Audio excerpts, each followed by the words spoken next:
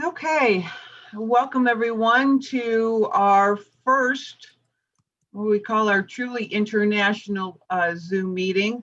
It'll be following on the line of our second meeting of the month held on the third Monday of each month. I'm A.Bostdorff-Miller. Most people here know me. I'm president of the E-Club for this year and next year. Whoop, whoop. Today, I am very, very excited to introduce our speaker. It's Mr. Zaid Abu-Ramman. He's a junior at Largo High School here in Pinellas County, Florida. He is attending the International Baccalaureate program. He has 3 academic and 3 athletic bar pins of high achievement, a 4.4 GPA with membership in the National Honor Society. He's an avid soccer player with high school and local clubs. He focused on community sustainability and development, and he's working through programs such as Suncoast Hospice, giving back to the community. And Zaid, I'm going to go ahead and turn it over to you. You are able to screen share. All right.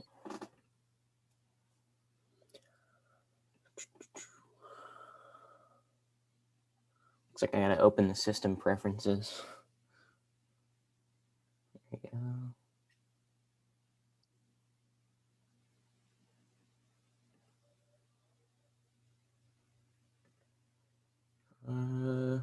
All right, let's see now. Can everybody see? Yes, looks good. All right. Yes, looks good. Open up the PowerPoint now.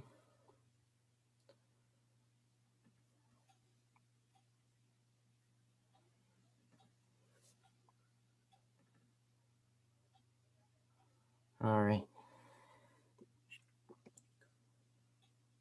Let's see.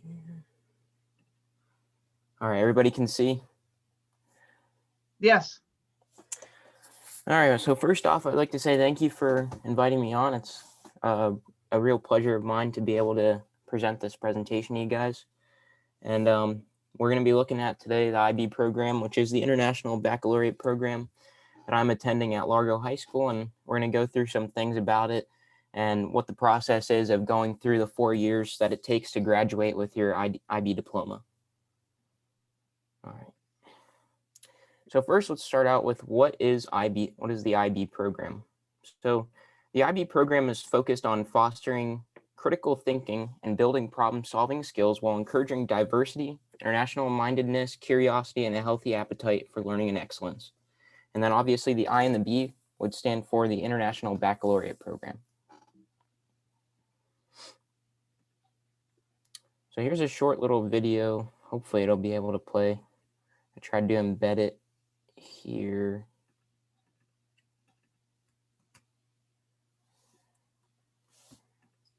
Might not play in.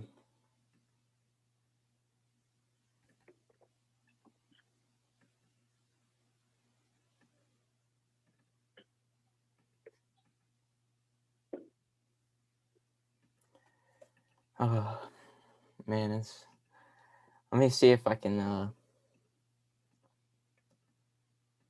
not sure why it's not playing. I guess I can maybe come back to it later and see if it's going to work here. So a little bit more information on the IB program. So it's typically a 4-year educational program, and it's split into 2. So it's underclassmen and upperclassmen studies. And the underclassmen studies will typically be from your 9th year to your 10th year, so 9th and 10th grade. And then the upperclassmen studies will start from on your 11th grade and continue on until you graduate from high school.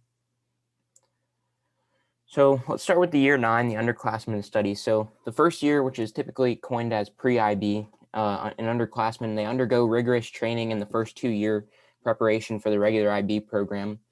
Traditional high school students will typically take about 7 classes on their first year in high school. However, a pre-IB scholar will take 10 classes. And so the main focus of this pre-IB kind of mindset is, whether in math, history, science, language arts, is to really introduce a new way of thinking that typically wouldn't be seen in your average classes. So moving on to year 10, the underclassmen studies as well. You've made it out of 9th year. which is a good thing, but you're not quite out of the mud yet. And so the 10th year, once again, is going to offer 10 classes. However, these classes are now kind of taught at an accelerated pace. And so the classes are moved to what's called an AP level, which is pretty much a difficulty level of a college course.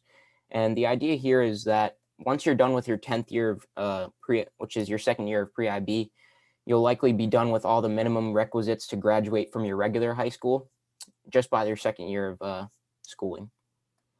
So your summer going into the 11th year is a pretty important moment in the IB program. And so it's really one of the biggest points because this is where students, their grades, conduct, character, and then community service is reviewed by typically a 10-person IB district committee.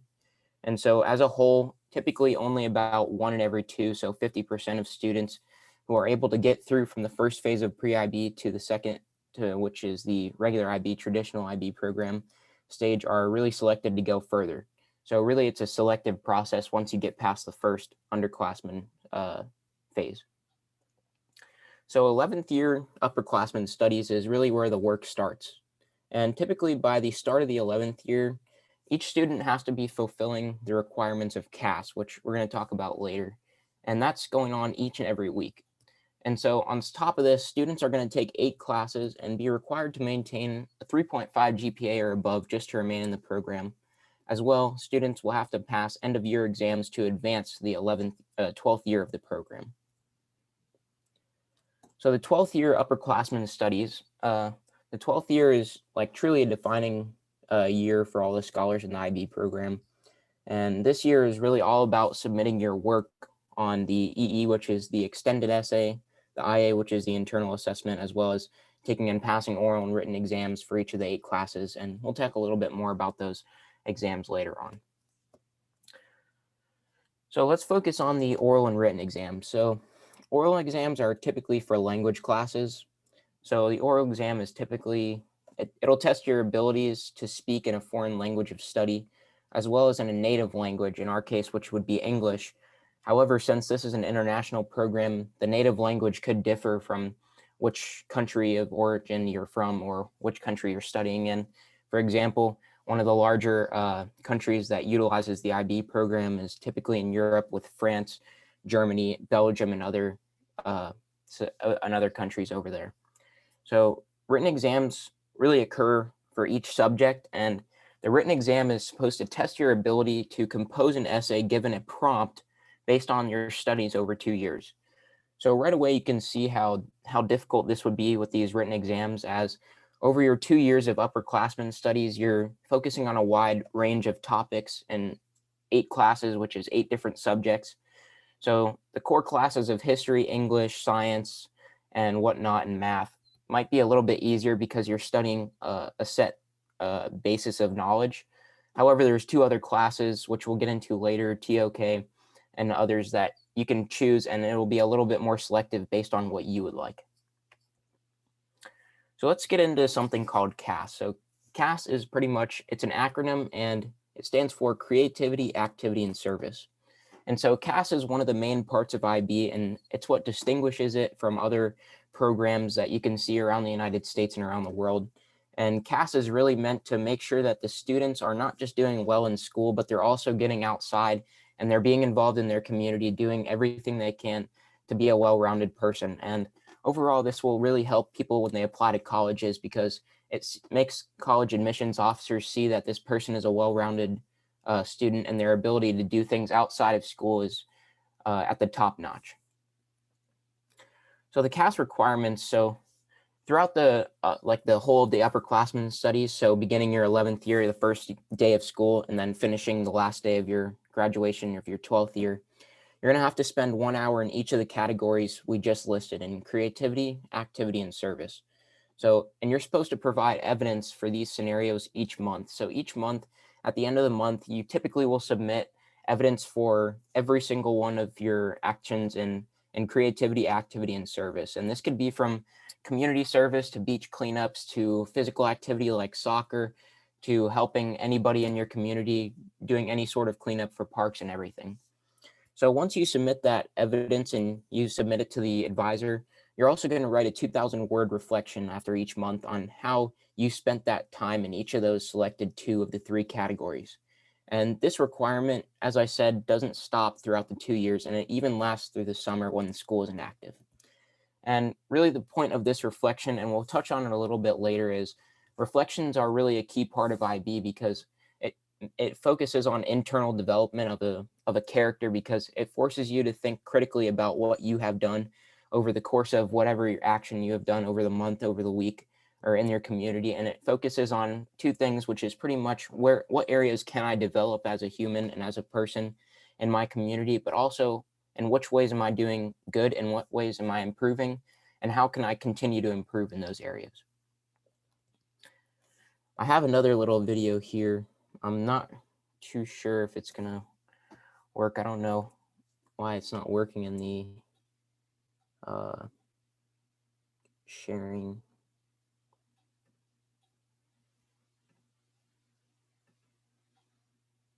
So I guess we'll just skip that video as well. We can come back. Oh, there we go. All right. CAS in the IB is a program opportunity to give students unique learning experiences while enhancing their personal and interpersonal development. By setting up students to create or be part of CAS experiences, CAS is able to push students beyond their academic studies to a more profound and personal journey of self-discovery. Through their CAS experiences and projects, students are expected to satisfy each letter of CAS, as C stands for creativity, A for activity, and S for service. Creativity is fulfilled when the experience involves arts or creative thinking. Activity is fulfilled only if there is physical exertion involved in the experience. And lastly, service is a voluntary and unpaid exchange that has a learning benefit for the student. Examples of CAS experiences or projects include cleaning up beaches, helping to design the school website, or simply practicing basketball after school. After about 3 to 5 hours of each CAS experience, students must reflect on it, as the reflective process is fundamental in the learning and awareness of the student. Each reflection can take many forms and range from a written paragraph to a vlog or a poem, and every reflection is expected to come from the heart and be honest, as CAS isn't created to overcharge, but to help students grow as a person to positively impact society.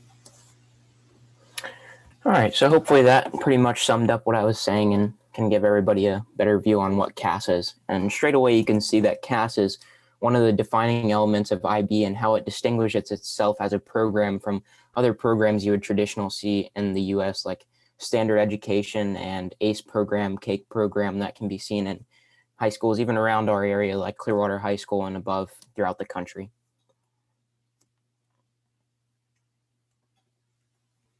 All right. See how I can get it out.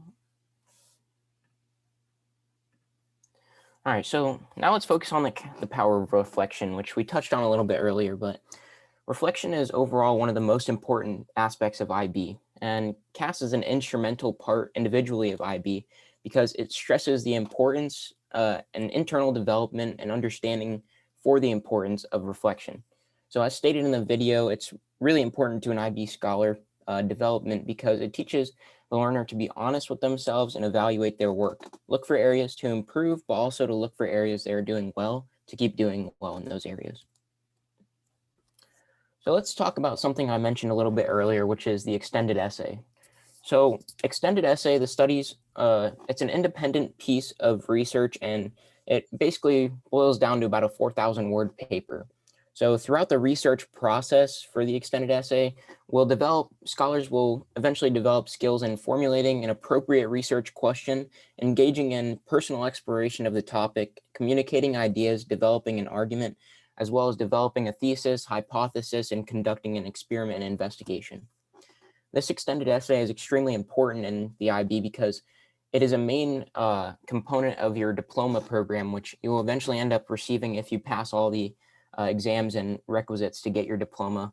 And this is a really important piece of the program because it teaches scholars what college will be like eventually And in upperclassmen studies in college, even you might have to write research papers. So this is really a good experience for scholars to understand what that's like.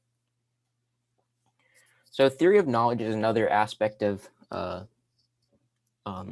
IB diploma program. And so this is assessed, really in my school, it's assessed as a class over 2 years. So you take it over 2 years. But the overall presentation of the topic is assessed through an oral presentation and then a written 1,600-word essay submitted at the end of your junior year or your 11th year of studies. And it asks the students to reflect on the nature of knowledge and on how and what basis we claim to know certain things. And it encourages students to think critically about the world they live in and the knowledge they obtain in the current world. So let's talk a little bit about the contemporary relevance of theory of knowledge. So if we think about the world we live in today, one of the main issues that we see is the globalization and the rapid spread of knowledge through online mediums or TV sets or news, cable news that you can see almost every day. And this can really present some pretty big issues. Recently, we had a lot of disinformation through even just internally through this country in our election campaign coming through in November just this past year. And when someone claims to know, basically the main idea of the theory of knowledge, TOK, is we should evaluate how do they know something or how do we ourselves know. And this is an extremely important question, especially in society today, as information becomes more rapidly available and deciphering between information and knowledge, which is true and which might be potentially false or misleading, is one of the biggest dangers of our society today. So now let's talk about a little bit about the IB learner profile. So the IB learner profile is 9 to 10 characteristics that will define an IB scholar. And so throughout our studies, we're being taught these characteristics and how to incorporate them in everyday life. So this graphic will show it's knowledgeable, risk takers, reflective, communicators, balanced, thinkers, inquirers, open-minded, principled, and caring. And these 9 to 10 traits are really what we view as the most important in a scholar's development as they reach their upperclassmen specifically studies. And throughout the CAS experience, which we touched on earlier, we're really trying to show these 9 to 10 big traits that are shown in scholars and how we can incorporate them in everyday life to better the society we live in and better the community we live in as well. So here we have the first part, which is learner profiles explained. So first we have the inquirer, and they develop their natural curiosity. They acquire the skills necessary to conduct inquiry and research and show independence in learning. They actively enjoy learning, and this love of learning will be sustained throughout their lives. And you can see an inquirer really likes to learn new knowledge, and this is really what the basis of the IB program is to better yourself and get more knowledge that you can see throughout your community, throughout your society, and really try and develop yourself within and develop the community as well. So the second trait is going to be knowledgeable. So the knowledgeable thinkers, they explore concepts, ideas, and issues that have a local and global significance. And in so doing, they acquire in-depth knowledge and develop understanding across a broad and balanced range of disciplines. And this is once again something that we can see in the CAS, but also as well in the TOK, which is the theory of knowledge, and really evaluating how we as thinkers and how we as students know something, and evaluating the sources of our knowledge and whether these sources are reliable or unreliable based on the given source. So the third is going to be a thinker. So thinkers, they exercise initiative in applying thinking skills critically and creatively to recognize and approach complex problems and make reasoned ethical decisions. And so this thinker is one of the real important aspects of the IB scholar, because it really shows how we try and shift our thinking to maybe just blindly accepting certain things as knowledge and shift our thinking as to why we blindly accept that knowledge, but really why we see that knowledge. And we have to realize how sometimes we can blindly accept things, but we really have to focus on how do we know that this is true and whether or not the source for this knowledge is reliable or unreliable. And once again, this is a concept that's thoroughly explained in the theory of knowledge. So communicators is the fourth, and the communicators, they understand and express ideas and information confidently and creatively in more than one language and a variety of modes of communication. They work effectively and willingly in collaboration with others. And this is really shown in the 8 subjects, which one of them would be your foreign language. So really we choose one foreign language to try and understand and learn as much as we can about another language and be dual speaking by the end of the program. And what this is supposed to do is supposed to help us later on in life, as some people might be looking at going abroad to study, and this could help, for instance, if someone was learning Spanish or French, which is offered at my school, they can go study abroad for 1 or 2 years, and this will enable them to have a better experience studying abroad and understanding the people and the native language spoken over there, and it will better their knowledge and understanding of people around in that area. So next, let's talk about the second part, which is the principled. We can start there. And they act with integrity and honesty and a strong sense of fairness, justice, respect for the dignity of the individual, groups, communities, and the society they live in. And they really take responsibility for their own actions and the consequences that accompany them. And this is really focused on character building from within. It's part of the reflection process that we go through as students. And this principled act is really important because we have to evaluate how we are as a character and how we can improve, because this is what we look at every day and every month in our reflections and every week in our actions. We try and look at how can we improve as a person and how can we improve for the better of the society and the community that we live in. And the second one is going to be open-mindedness. And an open-minded thinker, they understand and appreciate their own cultures and personal histories, and are open to perspectives, values, and traditions of other individuals and communities. And this, again, is really important in our society today, as we can see more and more in the division, especially in this country, which is evident as different people have different mindsets. And really, it seems like the division barrier is only increasing as time goes by. And open-mindedness and overall the reflection process on this will help us to open our mind up to different views and really try and understand people around us and all views around the world, because obviously you can't just have one view that would go for everything in the world. So obviously there's multiple views that can be expressed on a variety of different topics, and this open-mindedness is going to help us prepare us for future situations where we will likely have to understand and be part of this open-minded process. And the third one is going to be caring. So a caring scholar, they show empathy and compassion and respect towards the needs and feelings of others, and they have a personal commitment to service and act to make a positive difference to the lives of others and to the environment. And so personally, I can tell you that I really took exception to this caring. And so one of the service actions that I've been doing for my cast for months in the past and starting this month really is you can volunteer at different places. And for me, I'm volunteering at hospice with some of my friends, and we're going around and we're trying to go visit some of the elderly people in our community who are possibly struggling or they need some sort of help. And this is really a big part of the IB program because it helps us to understand the people in our community and be more connected and in touch with the people in our community. And so the second to last one is going to be the balanced thinker, and they understand the importance of intellectual, physical, and emotional balance to achieve a personal well-being for themselves and others. And this balance really comes in play with the cast, because the element of cast is it's focused on trying to build a well-balanced person, as I touched on earlier. And this is really important, as especially when you're going into the college realm of trying to apply for colleges or apply for foreign studies in other countries, showing that you're a well-balanced person and overall that you can be an adaptable to your community and show that you can be part of the community for the better and not just do school, but also do activity, service, and creative actions in your community. Really show people that you really are the whole deal for the package. And so the last one is going to be reflective, and they give thoughtful consideration to their own learning and experience. They're able to assess and understand their strengths and limitations in order to support their learning and personal development. So like I touched on earlier, I think I've emphasized this quite a bit during this presentation. The reflective process is really important in IB because it shows what kind of things you need to work on and what kind of things you're doing well in. And the reflection process overall is really important because it helps people to understand where they're doing good and how they can improve.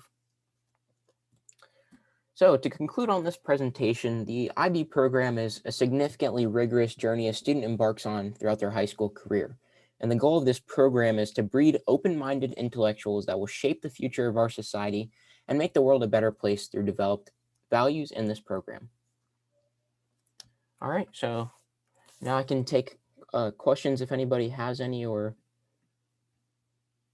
if anybody has any questions.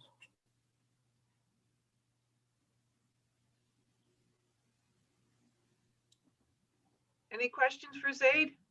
Zaid, that was a most awesome presentation. Thank you so much. No problem. Yeah, yeah. Zaid, I have a question. As you were going through the various steps that IB scholars are required to use in developing knowledge and assessing knowledge and deciding, uh, whether something is worthy of consideration or whether it's fact or fiction.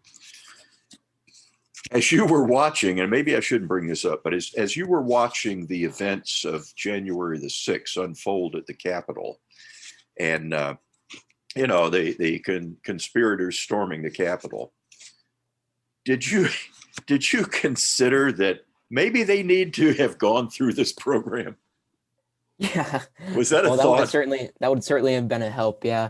Well, I can tell you, I believe that day was a Wednesday, and so TOK, the theory of knowledge, is actually a whole class that you'll end up taking every other day, and it's for about an hour and a half. And that day was solely a discussion-based event. And as the event was going on, we were having this big discussion, and it's really to the limits of a free society that we live in, how can we better help protect our individuals in the society against knowledge that can quite dangerously be deceptive in our society. And it's one of the bigger issues we focus on, because when you're thinking of knowledge and when you're looking at knowledge, and the main question we try and ask ourselves is, how do we know this knowledge, and what kind of sources do we get from this knowledge? And so when you look specifically at the conspiracy events on that day in the Capitol, you can see it really happened from a variety of sources. And so when you look to evaluate those sources and where they came from, you would obviously concur that not very reliable of sources that they came from. And this is a real issue in our society today, because people are more susceptible to believe the paranormal and the almost extremely difficult to believe than the more normal situation that you would see occurring every day. And seems like more and more people are becoming susceptible to this kind of deception. So this is kind of what we focus on, is how can we decipher this knowledge as being true, as being reliable, or being unreliable and possibly misleading. And you can obviously connect the dots with the Capitol riots and the causes for them as being a little bit unreliable. Yeah, well, great that you focused on that. That was actually probably a very teachable moment for that to happen. Yeah. It was almost like, hey guys, I've got the special program that's coming on right now. The teaching program for that day was pretty easy. So right. yeah. Thanks. Okay, Zaid, we have a question from our guest, Margot Carrington, and she says, great presentation, thank you. Do any IB students consider a career in foreign affairs? Yes. So pretty much something I really didn't touch on. It's actually it's part of the oral and written. So before you go into your 11th grade year, your 12th grade year, you're gonna choose 3 subjects to do HL and 3 subjects to do SL.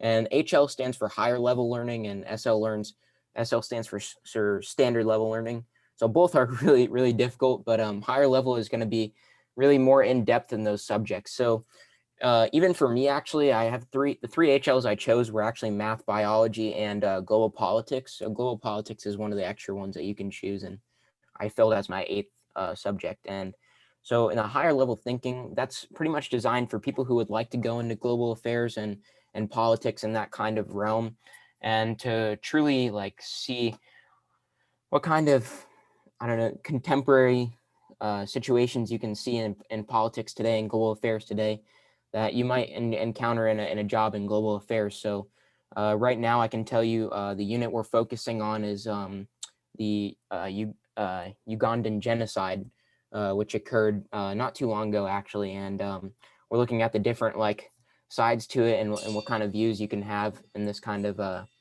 situation. And really, there's multiple scenarios you can go through, but it's just to prepare yourself for your field of work that you might be going in, which I guess you could say for me, I'd like to go into medicine and possibly global affairs. So really those biology and the global politics would be extremely important for me going forward. Zaid, let me just offer an observation, and you probably already know some of this. I would observe that you are exceptionally privileged to be able to experience this program.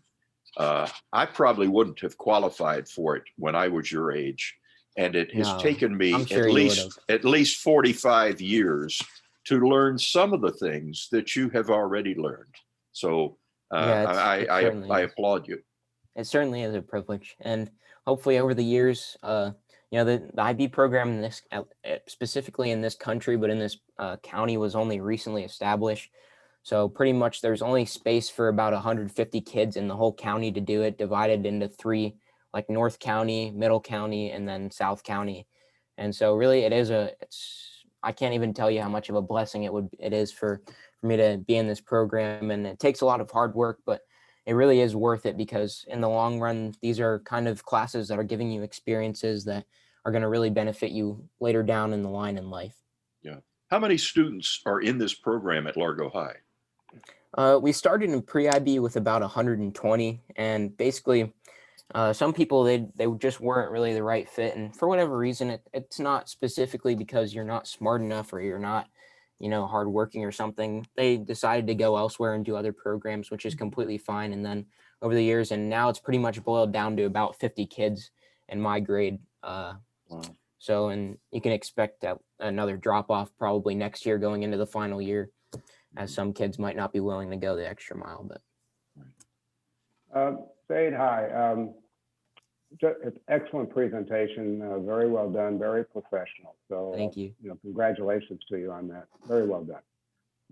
I'm not real familiar with this program, so the question I'm going to ask is pretty basic. So excuse me for not being familiar with it, and if it's too simplistic a question, but besides the knowledge that people will get out of going through this program, which I think is pretty evident from what you've displayed here, is there another goal of the program?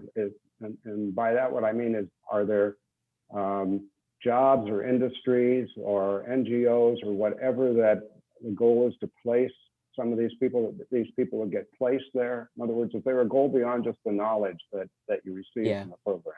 Yeah, so in the global politics class I'm taking is a good example. And so really we partner with NGOs. So the UN actually does have an NGO that specifically for the Ugandan genocide that we're looking at. They still have an NGO that was sponsoring things over there. And previous case studies we've had, like the refugee crisis in Syria, there's been NGOs that have been working, especially with the UN in particular with that. And so we have a link with the UN that's based in those NGOs. And we have sometimes people come and speak in, and internship opportunities are provided.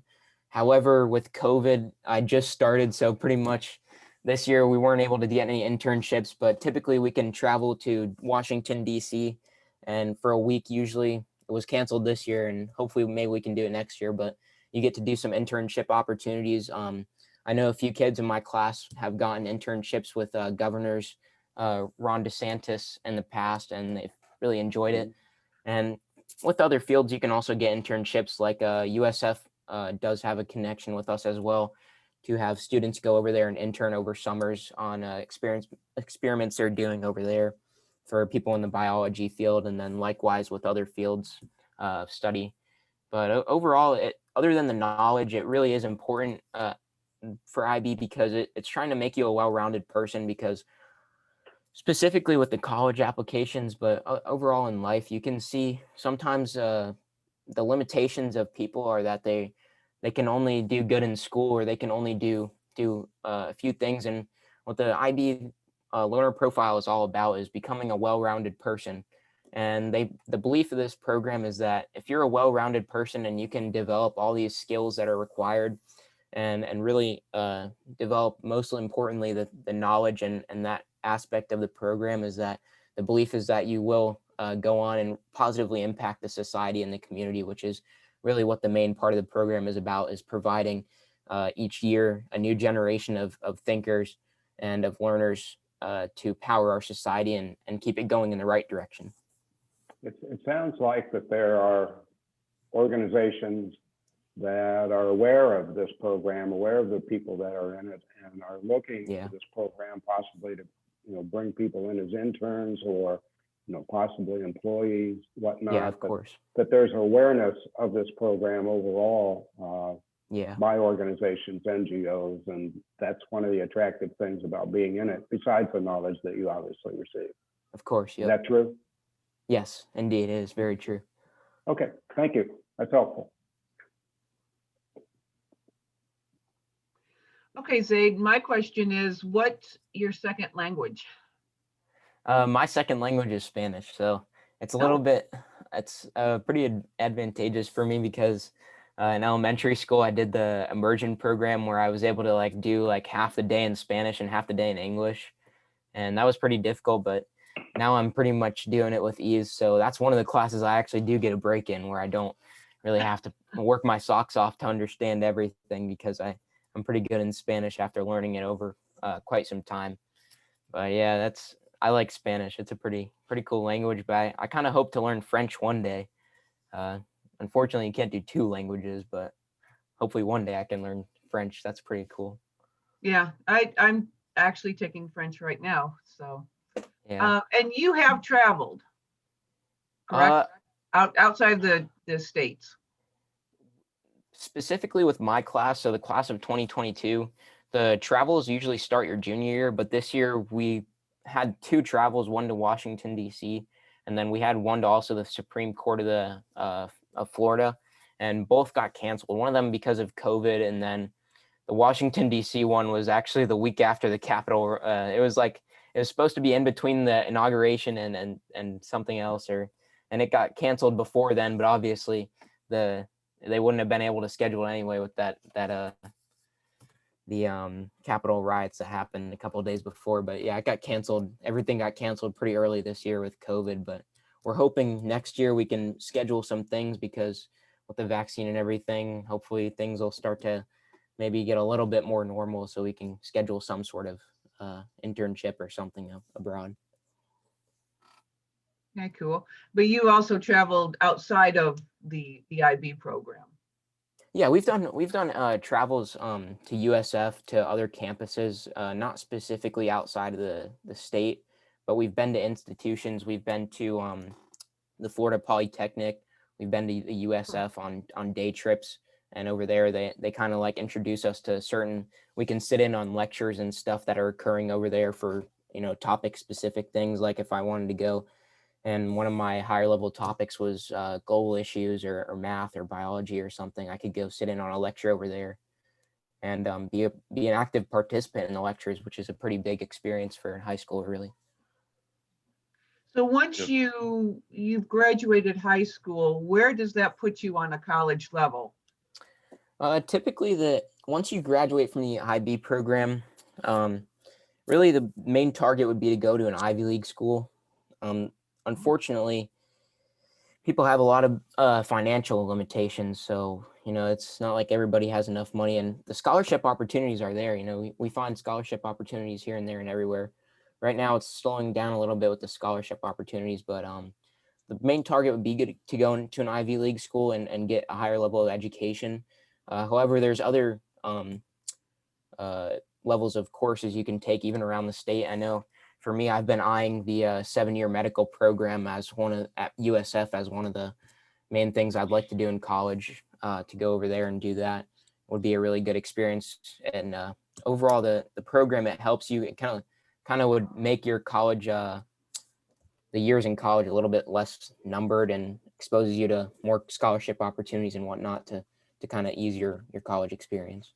Okay. Zaid, you've traveled personally to Jordan at least once, because you have grandparents there, right? Yes, and so you've gotten to see the difference between how things work in the United States, how things work in another country, unlike probably 95% of Americans or some large percentage of Americans who've never left many of them never left their state, much less the country. Yeah. So has Yeah. that been helpful to you? Yeah, I would say it was helpful, but the biggest thing traveling to a place like Jordan is that it kind of opens your eyes, because a lot of times you can, especially in the world we live in today, where you just, a good portion of your day is sat, on your phone. So, getting outside and seeing the real world is definitely eye-opening, but particularly with the Middle East, and that is really eye-opening because, the people over there, we take a lot of things for granted over there. And the first time we went over there as a family, one of the funniest stories was we usually drink quite a bit of water over here. It's like we take it for granted. You wouldn't run out of water. You wouldn't think of that. And then over there, you're given like a 2-gallon thing of water for a big family. 6 people, 5 people traveling from here over to Jordan, plus my grandparents, my cousins, all living in one larger building. And for a week you have to split that 2 gallons, and we drank it within 3-4 days, and it was pretty eye-opening, the fact that you'd have to split that water and other things like bread and things that we take for granted, that people over there are so thankful to be able to have. And it's extremely eye-opening, and one of the things that we focus on is international, we call it a CAS long-term service, and it was actually abandoned this year because nobody's really allowed to or COVID is kind of really limiting the ability to do things. But typically people will set up, food can drives for impoverished communities, or donation drives for people in Syria, Syrian refugees, things like that. It's been a little bit difficult this year. We still have had a few, but it's significantly been going down. But yeah, it's really eye-opening. It's truly a different experience. Yeah, I think Will makes a good point about traveling and having a different perspective. I've traveled during my life, but in particular, I've been to Russia a number of times, and I have to tell you, coming back, it gives you a totally new perspective of the United States. Yeah. And the visits were great. I mean, the people were great. I was welcomed, very warm, but gives you a different perspective. Well, you know what, Ray? I think you would probably agree too that one of the benefits of international service that we can do in Rotary and participating in those projects and going to those countries is that eye-opening experience you get from going to a country and seeing what they don't have and what's going on there compared to what we have here. True. It's not only, I think, for those of us that go on these, it's not only that we're helping those people, but we actually help ourselves too to get an understanding of what's going on in the rest of the world. Excellent point.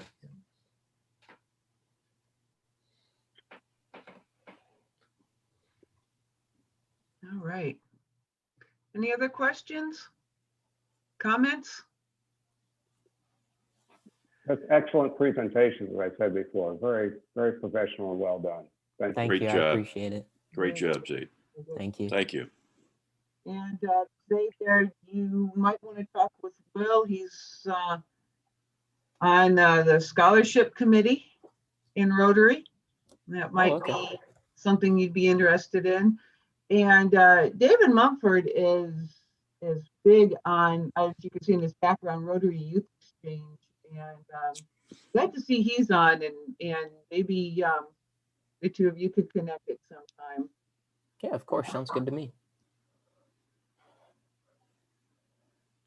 Okay. Anything else? All right. Well, again, Zaid, wonderful. Thank you. We can go ahead and cut the program. I see we had another guest come in, Dick Schultz, who's from St. Pete Rotary Club. Hi, Mr. Schultz. I'm fine. Good. We had internet cut off here for the first half hour of this hour, so I missed everything. No, that's fine. I did record it also, and it will be up on our Facebook page and on our website. As you all know, Zaid he's a junior in high school, so I do have on file. I do have permission from his parents for him to be here and for our club to post everything. So anyway, again, Zaid, thank you. We can go ahead and end this meeting, this Rotary meeting with our faraway test, which we do every meeting. Before we do that, though, Zaid, you're welcome to come back to our Zoom meetings anytime. Of course. If you have any questions, Zaid is actually a neighbor, so if he ever asks any questions, or I do, we can always say, shout across the street. But anyway, as Rotarians, things we think, say, and do. Is it the truth? Is it the truth? Is it fair to all? Okay. Is it fair to all? Fair to all all concerned? concerned? Will it Will build bring goodwill? goodwill and Will it better work for friendships? friendships? Is it Will beneficial? it be to all beneficial to all concerned? concerned? Again, Dick and Margot, nice seeing you. Thank you. Yes, definitely. If you have any questions, again, later on, we have somebody else that came in. I'm going to go ahead and admit them. If you want to put your contact information on the chat, and we can go Okay. ahead and make contacts if needed. Helmut, it's nice to see you. Can you tell us where you're from? Helmut needs to unmute. Yeah, you need to unmute. Yeah. Helmut's from Germany. Yeah, let me Yeah. see if we can get you to unmute. Alicia's going to has recorded this whole presentation, and Alicia, you can make this available to the participants. Yes. Yes. Yeah. If Helmut Yeah. could go to chat at the bottom of the screen and maybe give us his email address, Yeah. we could get the presentation to him later. He's Helmut's a former member of the Sunrise St. Pete Rotary Club. Oh, okay. Okay. All Great. right. He's now at home in Germany, but Great. Alicia, you'll be posting this on our site also. Yeah, the yeah, recording it too. will be posted on our Facebook page and on our website. And I tried to put it on actually our visitors page, or a page on our website that visitors can see. This was a most awesome presentation. Yeah. Great job, Zaid. Thank you. Thank you so much for the invitation. I appreciate it. Okay. Have a nice day, everybody. You too. Thank Okay. you. You too. Thank you. Thank you. but have you not found your mute button? Oh, well. Tell them bottom left. on Yeah, the if you go screen. all the way to the bottom left of your screen, Helmut, you should see a little microphone with a red line through it. There you go. Nope. Well, Nope. we Skype a lot, but Yeah, There- he's off. there we He go. unmuted himself. Ah, There he okay. goes. Good afternoon, Helmut. Good afternoon. yeah, we have a time zone change. We went to daylight savings time, so hence he may have been 1 hour off. Oh, yeah. Yeah, we have a member in Cameroon, Africa, and I have just